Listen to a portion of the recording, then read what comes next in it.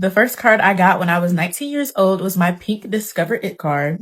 So today I'm giving my 16-year-old daughter her first credit card. Here are 5 things I would tell a college student about credit cards, and this is by no means everything. 3 things you need to know if you just got your first credit card. Hey y'all, hey, welcome back.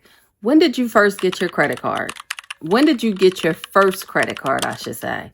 I got my first credit card when I was in college, and I don't know if I was a freshman or was I a sophomore? I'm fresh, 19, 20, around that age. Is that predatory? I don't know. I saw these videos. I want to share them with you. Check these out.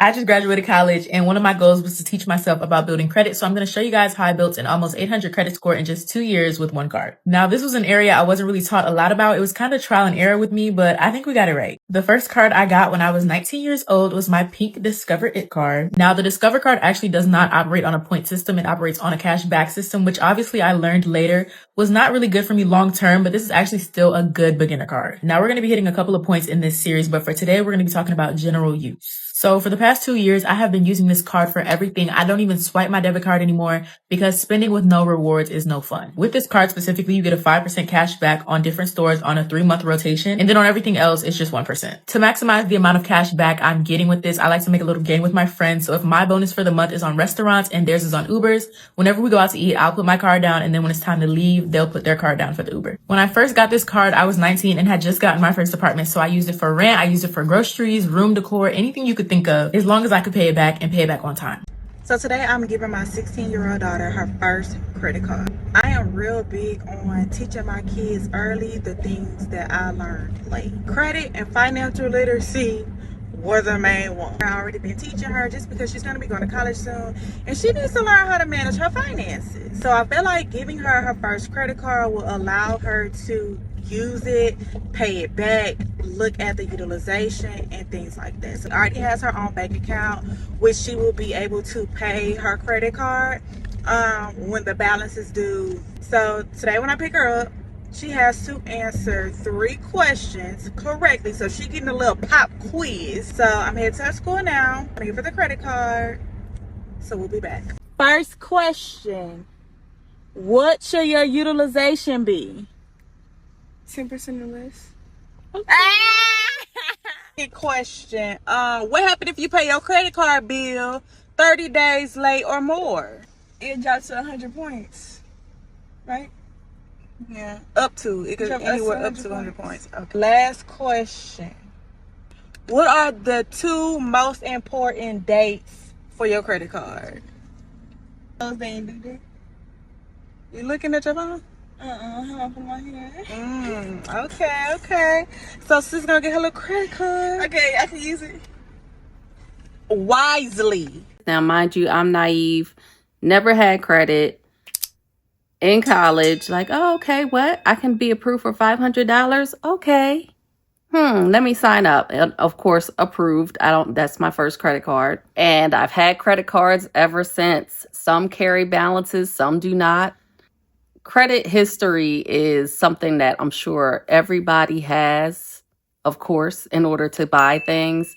And credit card debt is pretty high on that list. Here are 5 things I would tell a college student about credit cards, and this is by no means everything. These are just the things off the top of my head that I feel like someone told me that are really, really important. Number 1, credit card interest rates are extremely high if you have no credit or have bad credit. They're extremely high anyways. Like I think the average is around 30%, but if you don't have any credit or you have bad credit, that interest rate goes up. So going into it with the mindset of like, I'm just gonna pay this money back whenever I feel like it will bite you in the ass. Number 2, if you're nervous about getting a credit card or like how you are with money, I would recommend getting either a gas card or a grocery store card. Because I don't know if it's just me, but I felt like in college, gas and groceries were the 2 things that I budgeted for. So if you go into it with the mindset like this is a Shell credit card or a BP credit card, I feel like that'll help you build better habits. And those are 2 things that I feel like you usually budget for, so it'll be easier to pay that off. The next one I cannot emphasize enough, never withdraw cash from an ATM using your credit card. That is like the #1 dumbest thing that you can do. Like the interest rate is out of this world insane and it it starts to accumulate as soon as that money hits your bank statement. Like in general, that's just a really bad habit to start, taking out cash for money that technically you don't have. If you need cash, use your debit card. If there is no money in your checking account, I'm not gonna lie, you need to find another way. The fourth thing is that when you get a credit card, your credit limit is probably gonna be really low. I think mine in college was like $500. But as your credit score increases, your limit will increase. And a way to get your credit score to go up faster is to get an increase in the limit, but keep your spending the same. And a side note, which I really don't think is that important, but sometimes you can call the bank and ask them to increase your credit limit. So sometimes you can speed that process up. Like if they increase your credit limit, but your spending stays the same, your credit score will start going up. That being said, and this is the last thing, but you should know your credit score at all times. I feel like I know a good deal of people who either call it their credit score or their FICO score, but they're basically the same thing. And a credit score can range anywhere from 300 to 850. The higher, the better. And the last thing, now that I'm thinking about it, don't cancel any of your credit cards. Once you pay a balance off and you're like, I never want to use this credit card again, put it in a drawer, cut it up, whatever you got to do,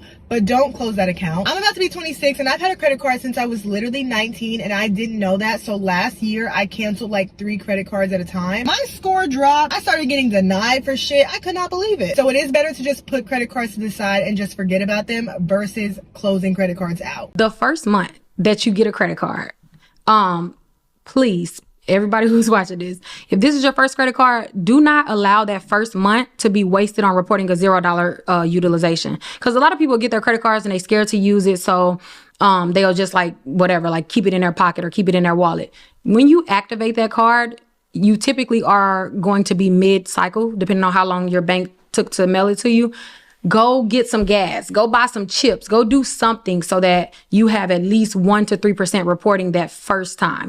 Please watch this video. One of the biggest mistakes that I see people making is not spending on their credit card until after it reports. Like they'll literally just wait until it reports before they even swipe their credit card. That is a big mistake.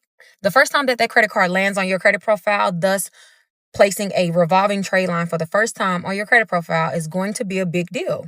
Revolving trade lines make up 30% of our credit scores, which is also responsible for up to 165 points, right? And the utilization is the most important part about a credit card in order to get majority of those points. The best thing you can do is report a 1 to 3% utilization the very first time that it hits your credit report, because it's already going to naturally cause a boost in your credit score just by having the presence of a revolving trade line. But double that down with a revolving trade line with a very low utilization, between 1 and 3% specifically, you are going to get the biggest boost that your credit profile has likely ever seen, literally. In addition to that, when you get that big boost and that credit card reports for the first time at a very extremely low interest rate, and you do this for at least 3 months, so about 90 days, apply for another credit card. They can obviously see the history from this credit card, and it helps your approval odds and financing terms going forward with credit cards. Your first credit card is the most important. Make sure you don't close this credit card. I don't care how old it is. I don't care if you have an annual fee. I don't care if you have still a $200 limit. It's not increasing. Your first credit card, in my opinion, is the most important because you have something on your credit report called credit age. Credit age is the average amount of time that accounts have been open, right? But more specifically, when it comes to credit cards, there is something called a revolving credit age. This is not calculated into your score. It does not make a difference on your score. However, it absolutely makes a difference in lenders' decisions, approval odds going forward, and all of that. What I mean is when lenders pull your credit report, they're going to look to see how much experience you have with revolving trade lines, especially if you are applying for another credit card. So if you closed your first credit card, you no longer are tied to that credit age. That's no longer going to be considered. And keep in mind, I'm talking about primary trade lines. So even if you have an authorized user account that's 20 years old, I'm not talking about that. They are not talking about that. They are talking about your primary revolving trade lines, which is your first credit card you should always keep open. Make sure that you are aware of your statement date. Your statement date is different from your due date. Your due date is when at least your minimum payment is due so that you can avoid late payments. Your statement date is when your credit report will be refreshed. So the balance on your statement date is going to be sent to the credit bureau. So that is extremely important because that will control your utilization for the next 30 days until it reports again. To find your statement date, look on your credit card statement. It's going to be the last day of the billing cycle. Statement date is just another word for the closing of a billing cycle. Make sure you never pay the minimum payment, even if you have to pay just $10 above the minimum payment. Minimum payments are no. When did you get your first credit card? I got mine in college. I think it was either my freshman year or my sophomore year. They got me. The people had their whole setup in the food court. You know, you getting ready to go eat your lunch in between classes, and bam, come over here. You get a free this, you get a free that. Sign up for this credit card. Now here I am, young, naive. Okay, let me sign up. They got me. I got my first credit card. 3 things you need to know if you just got your first credit card. Your payment due date and your statement date are 2 separate things. Payment due date is the date that you need to pay your credit card so you don't get an interest or a late fee, whereas your statement date is the day that your credit card balance, aka your utilization, is recorded to the credit card bureaus. Your statement date will either be on your credit card statement, or you can use the help function in your credit card app to find out. If these 2 dates don't work for you in terms of payment, you can usually request a different payment due date. But yeah, got my first credit card in college. And had a credit card ever since. Some balances high, some balances low, some balances paid off, some balances transferred. All of the game of credit.